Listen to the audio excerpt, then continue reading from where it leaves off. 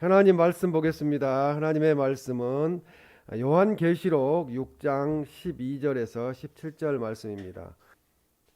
내가 보니 여섯째 인을 떼실 때에 큰 지진이 나며 해가 검은 털로 짠 상복같이 검어지고 달은 온통 피같이 되며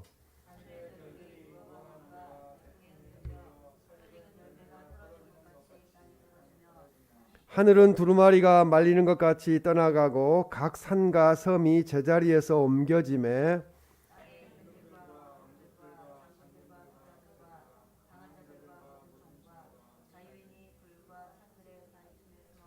산들과 바위에게 말하되 우리 위에 떨어져 보좌에 앉으신 이의 얼굴에서와 그 어린 양의 진노에서 우리를 가리라. 그들의 진노의 큰 날이 이르렀으니 누가 능히 서리요 하더라. 아멘. 믿음을 잘 지켜야 합니다는 제목으로 하나님의 말씀을 전하겠습니다. 스위스의 한 순교자가 장작더미 위에 이제 맨발로 올라서게 되었습니다. 그 막 불을 이제 질려서 하영을 집행하려는 그런 순간에 이 순교자는 그 사형을 집행하는 감독에게 치안 판사에게 할 이야기가 있다고 가까이 오라고 이야기를 했습니다. 죄송하오나 판사님의 손을 내 가슴에 얹어 보시기를 바랍니다. 저는 이제 곧 이제 하형을 당해서 불에 태워서 죽게 되는 상황인데 만약 저의 심장이 평상시보다 더 뛰게 된다면은 저에게는 믿음이 없기 때문에 심장이 뛰는 거잖아요. 순교자는 믿음을 가지고 있으면은 내가 죽으면 바로 천국이 열리기 때문에 천국에 간다는 그런 믿음으로 뛰지 않을 거라는 것을 이야기하면서 제 심장이 많이 뛰고 있으면은 기독교 하나님 믿지 마시고 그렇지 않으면은 하나님 믿으라고 그렇게 이야기를 했습니다.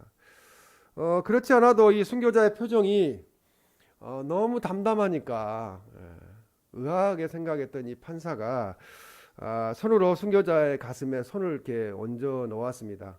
그랬더니 가슴이 하나도 뛰질 않고 평안한 그런 상태였다고 이야기를 하고 있습니다. 침대에 잠자러 가는 사람처럼 나는 아무렇지도 않다 하는 것처럼 그게 고요했다는 것입니다. 치안 판사는 너무나 놀랐습니다. 이 비범한 힘이 어디에서 왔을까요? 그런 이렇게 생각을 하면서 죽음이 불신자들에게는 불안한 것이요 두렵고 고통스러운 거지만 우리 믿는 하나님의 자녀들에게는 이 땅의 시대를 마감하고 천국의 문을 여는 그런 거라는 것을 깨닫게 됩니다. 그래서 우리에게 주님이 예비하신 아름다운 영원한 천국으로 들어가는 순간이니까 그때는 불안할 이유가 없다는 것을 두려움도 없다는 것을 깨닫게 됩니다. 오늘 본문 요한계시록 6장 말씀에서 일곱 인에 대해서 이렇게 말씀을 합니다.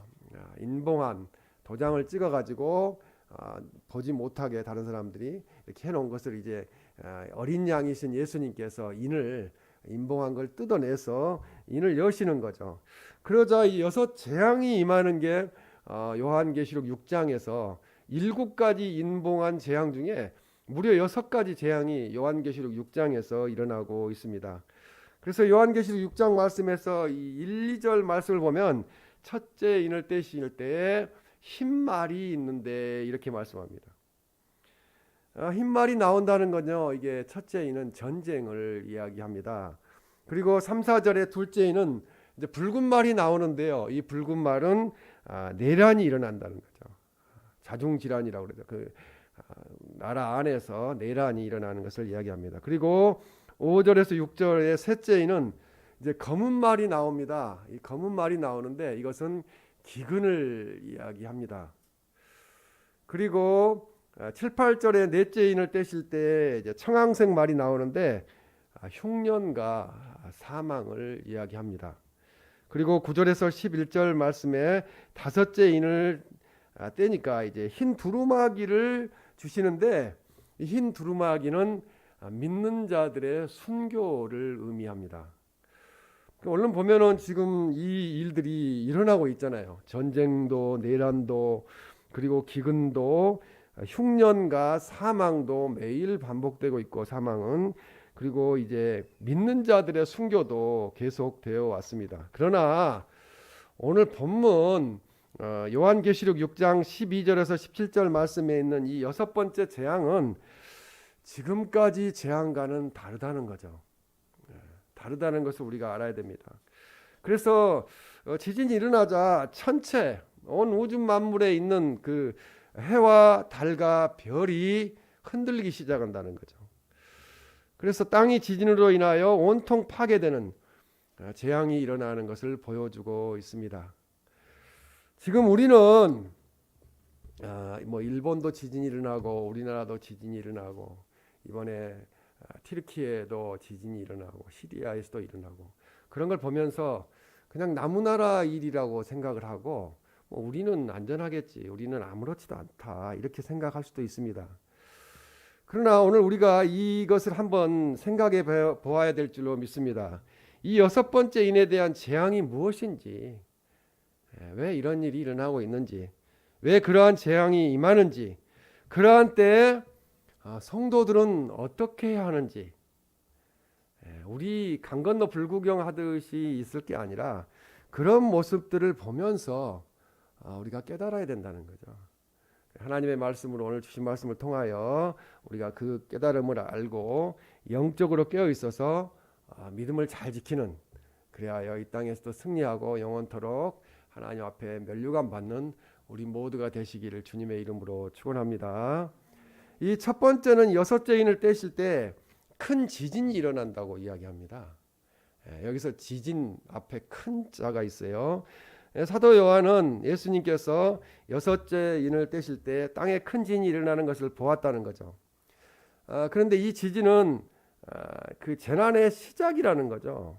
그래서 정말이 다가오고 있다는 것을 보여주고 있습니다. 지진의 강도가 자꾸 커져요. 우리나라도 뭐 지진이 이제 막 4.2까지도 나오고 계속 이렇게 도수가 올라가게 되는데요. 인을 떼시는 것은 이게 종말의 비밀을 어린 양 예수님, 십자가에서 우리를 대속하신 예수님만이 인을 그 인봉한 도장으로 찍어가지고 못 보게 해놓은 그것을 떼실 수가 있어요. 그래서 이제 이 예수님이 심판의 주관자, 주체가 되신다는 거죠. 주님이 그 인을 떼시기 때문에 그렇습니다. 그래서 어린 양 예수님이 여섯째 인을 떼시자 하나님의 작전 가운데 있었던 자연의 질서가 대혼란에 빠지게 되는 마지막 날이 임박했음을 보여주고 있습니다. 큰 지진에 대한 경고는 종말의 현상 중 하나로 이미 여러 번 예시되어 있어요. 그래서 요한계시록 8장 5절 말씀에 보면은 지진이 나더라 이렇게 말씀하고요. 그리고 요한계시록 11장 13절 말씀에도 그때에 큰 지진이 나서 성 3분의 1이 무너지고, 그 다음에 요한계시록 11장 19절에도 지진과 큰 우박이 있더라 이렇게 말씀합니다. 그리고 요한계시록 16장 18절에도 큰 지진이 있어 이같이 큰 지진이 없었더라.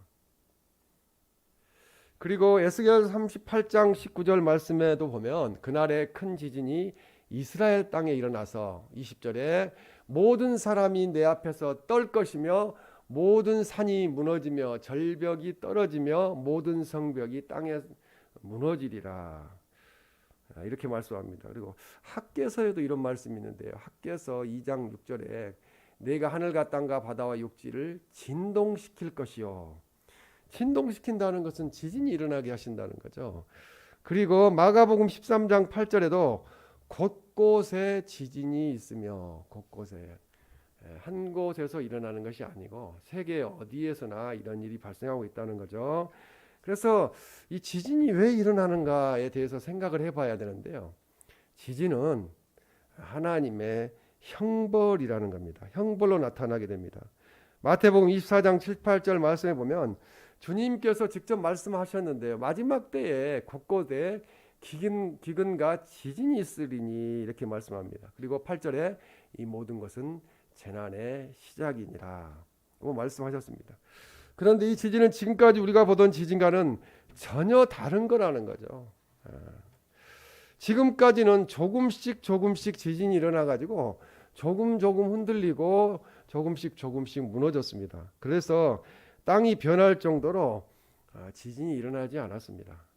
고가도로 인간이 만들어 놓은 게 무너지고 땅에 금이 가고 이 정도 수준이었지, 이렇게 뭐 해와 달과 별이 떨어지고 어두워지고 또 흔들리는 그 지형 자체가 바뀌는 그런 지진은 없었다는 거죠. 그러나 오늘 본문 요한계시록 6장 12절 17절 말씀에서는 지진이 일어나는데 천지가 개벽한다는 거죠.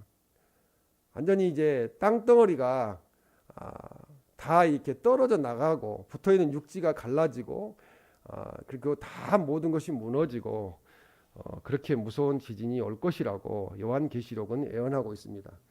이 지진이 있을 때는 요한계시록 6장 12절에 해가 검은 털로 짠 상복같이 검어지고 라고 말씀합니다.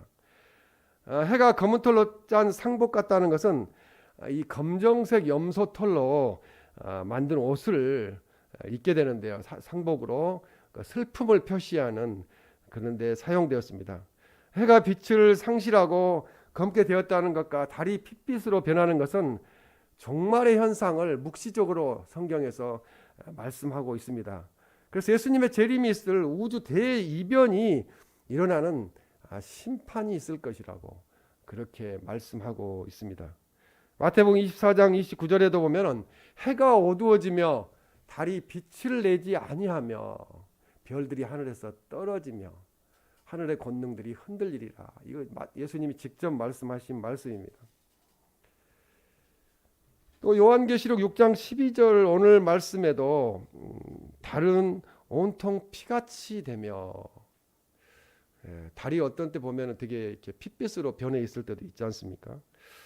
또 별들도 흔들려서 떨어진다는 거죠. 요한계시록 6장 13절에 무화과 나무가 대풍에 흔들려 설익은 열매가 떨어지는 것 같이 땅에 떨어지며. 어렸을 때 집에 무화과 나무가 있어서 이렇게 걱정했던 게 하나 있어요. 어린 나이에 바람이 불어가지고 태풍이 불어서 무화과 나무에 열린 무화과가 아직 익지도 않았는데 그냥 설익은 게 다 떨어지는 거예요.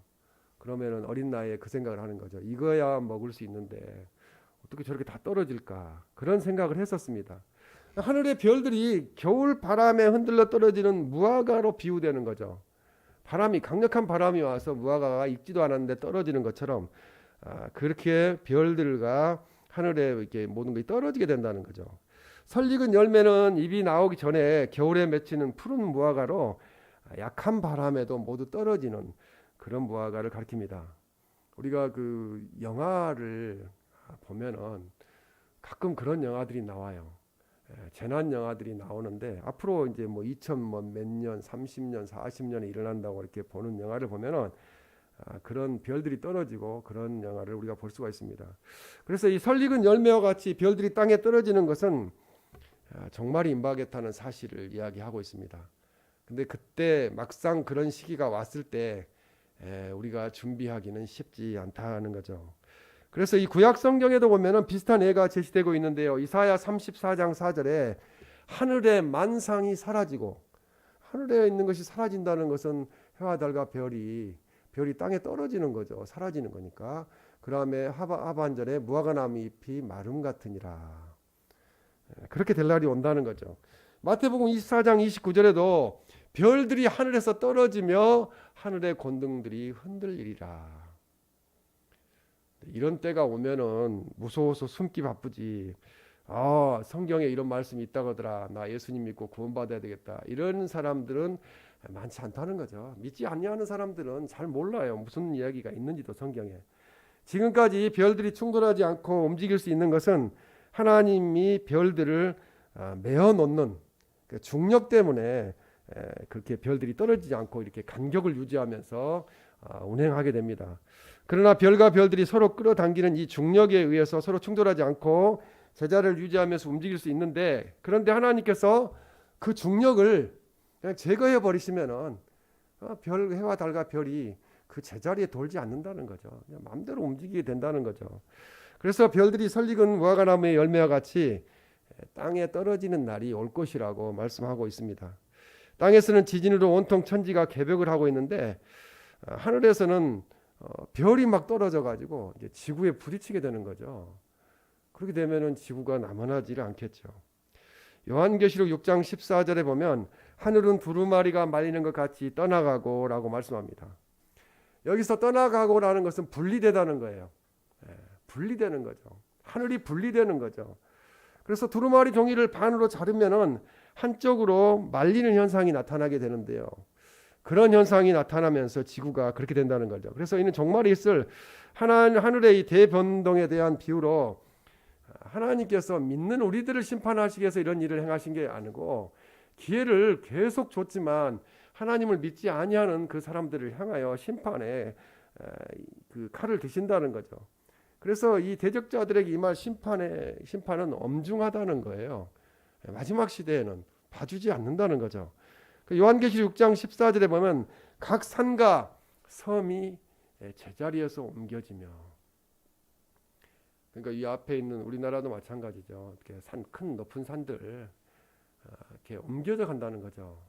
지진이 일어나면 지각 변동에 의해서 산이 다른 동네로 옮겨가고 다른 동네에 있는 또 바다가 또 옮겨오고 이런 지각 변동이 일어나게 될 것이라고 말씀합니다. 지진으로 전혀 움직임이 없던 산과 섬들도 지각 변동으로 요동하게 된다는 거죠. 산이 움직일 정도다. 그러면은 뭐 그 나머지 건물들은 하나도 남아나지를 않겠죠. 그래서 이러한 종말의 양상은 큰 재앙과 고통으로 나타나게 됩니다. 지진으로 산도 움직이고 섬도 움직이고 제자리에 있는 것이 없습니다. 지진으로 땅이 완전히 변하게 됩니다. 두 번째로 사람들이 굴과 산들의 바위 틈에 숨으려고 합니다. 살아야 되니까요. 지금도 지진이 일어나면 운동장으로 나오라고 그렇게 이야기를 하잖아요. 그래서 요한계시록 6장 15절 하반절에 보면 굴과 산들의 바위 틈에 숨어. 근데 굴과 산들의 바위 틈에 숨으면은 산이 움직일 정도인데 뭐 효과가 있을까요? 본문 15절 말씀에는 그 종말의 대변동을 맞아 각 계층의 사람들이 나옵니다. 6장 15절에 보면 땅의 임금들과 왕족들과 장군들과 부자들과 강한 자들과 모든 종과 자유인이 굴과 산들의 바위 틈에 숨으려고 다 이제 몰려든다는 거죠. 여기 지금 7계급으로 언급함으로써 하나님을 대적하는 자들은 예외 없이 한 명도 빠짐없이 심판의 대상이 될 것이라고 그렇게 말씀합니다. 그때 사람들은 하나님의 심판이 두렵기 때문에 모두 숨을 곳을 찾는다는 거죠. 살아야 되겠다는 마음으로. 그리고 요한계시록 6장 16절도 보면은 산들과 바다에 말하되 이렇게 말합니다. 산들과 바다에게 말하는 거죠. 그 아까 지금 7계급들 이런 사람들이 말하겠죠. 종말에 심판을 당하는 자들이 산과 바위에서 비참한 재앙을 가리워달라고 하는 요구는 그 종말의 심판이 얼마나 무서운가를 참혹한가를 시사해주고 있습니다. 가리워달라고 산들과 바위에게 말하는 거죠. 우리를 가리워서 살려달라고 외치는 거죠. 요한계시록 6장 16절에 우리 위에 떨어져 이렇게 이야기합니다. 우리 위에 떨어진다는 거예요. 산들과 바위에게 말하되 우리 위에 떨어져. 이건 부정가금 명령문으로서 지금 당장 떨어져라는 거예요. 지금 당장 떨어져라. 그래서 우리를 보호해달라. 너무 지금 위급하니까. 그래서 요한계시록 6장 10절에도 보면은 큰 소리로 불러 이르되 거룩하고 참되신 대주제여 땅에 거하는 자들을 심판하여 우리 피를 갚아주지 아니하시기를 어느 때까지 하시려 하나이까 라고. 이것은 기도입니다. 순교자들이 어느 때까지 우리가 이렇게 당하고 살아야 됩니까? 심판 안 하실 겁니까? 갚아주지 않으실 겁니까? 악인들을 멸하지 않으실 겁니까? 라고 기도를 했는데요. 이것은 순교자들의 기도이고 대조적으로 도움을 받을 수 없는 무생물들에게 호소하는 말씀이 아까 그 말씀 16절에 있는 말씀입니다. 하나님께 부르짖어야 되는데 이런 위급한 상황이 오면은 이 산과 바위들에게 말을 하는 거예요. 산과 바위들아 우리 위에 떨어져서 우리를 살려달라.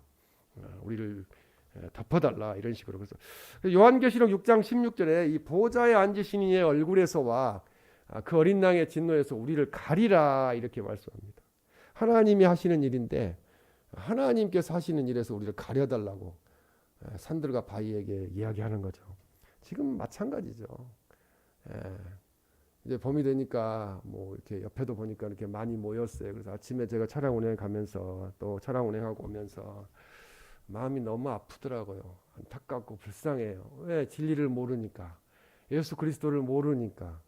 그래서 제가 가면서 그 생각을 했어요. 마호메트가 잘못된 종교를 만들어서 15억 5천만 명이 지옥 가고, 또 석가모니가 불교를 만들어서 거의 한 4, 5억 정도가 지금 불교를 믿잖아요. 믿지도 않는 종교를 만들어가지고 지옥을 보낸다 하는 생각을 하면서 우리는 너무 감사하다. 하나님을 알게 되었습니다. 이 땅에 와서 성공했다는 것을 생각하면서 저들을 어찌할까 하는 통탄하는 마음을 갖게 되었습니다.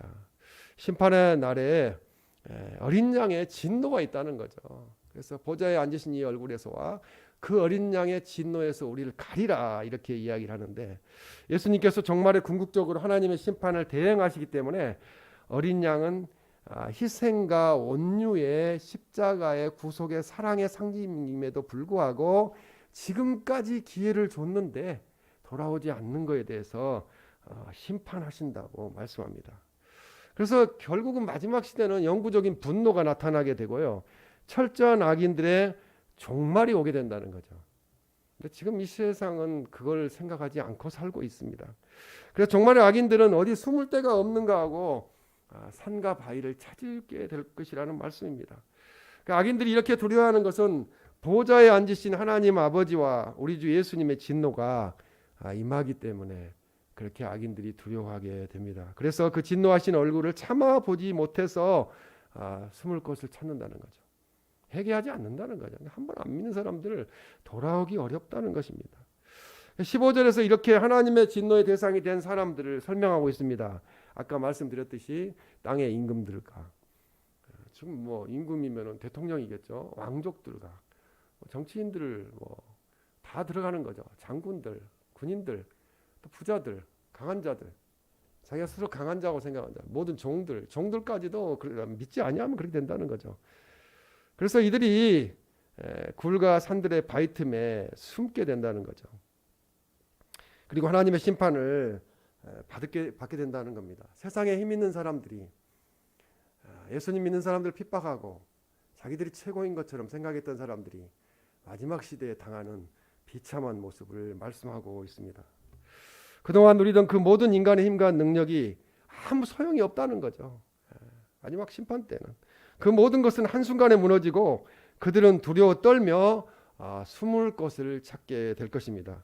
그러나 아무데도 그들이 피할 곳은 없다는 거죠. 천지를 계획하는데 피할 곳이 어디 있겠어요? 없지 않습니까? 예수님밖에 없다는 것입니다. 그러나 불신자들은 주님 앞에 돌아오지 않습니다. 그래서 결국은 멸망하게 됩니다. 세 번째로 성도인 우리는 그렇기 때문에 믿음을 잘 지켜야 합니다. 뭐 어렸을 때 그리고 중간에 예수님 믿었던 거, 나 예전에 예수님 믿었는데 그게 소용이 없어요. 지금 주님이 오실 때 천군 천사의 나팔 소리로 주님이 공중에 임하실 때, 그때 우리가 예수님을 믿고 있어야 된다는 거죠. 요한계시록 6장 17절에 그들의 진노의 큰 날이 이르렀으니라고 말씀합니다. 아까도 말씀드렸지만 그들의 진노의 큰 날, 진노는 하나님과 어린 양 예수님의 진노를 의미합니다. 사랑의 하나님이시지만 돌아오라고 그렇게 말씀을 하시고 계시는데 안 돌아오잖아요. 마귀의 유혹에 넘어가서. 그러니까 하나님과 어린 양의 진노는 역사적 사실이며 동시에 종말론적인 심판으로 나타나게 된다는 것입니다. 사람들은 의도적으로 하나님을 거부해요. 의도적으로 안 믿어요.